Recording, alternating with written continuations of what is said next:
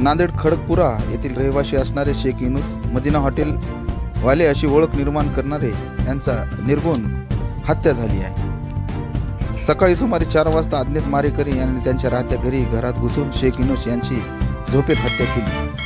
त्यामुळे अजूनही कारण कळाले नाही। मयत शेख युनुस शेख पाशा या सर्वांना मनमिळावू मैत्री असणारे व्यक्तिमत्व होते। दिलखुलास व्यक्तिमत्व म्हणून त्यांची एक वेगळी ओळख निर्माण केली होती। पण अचानक काय घडले हे अद्यापही कळाले नाही। हत्येची माहिती मिळताच परिसरातील हजारांच्या संख्येने जमा झाला।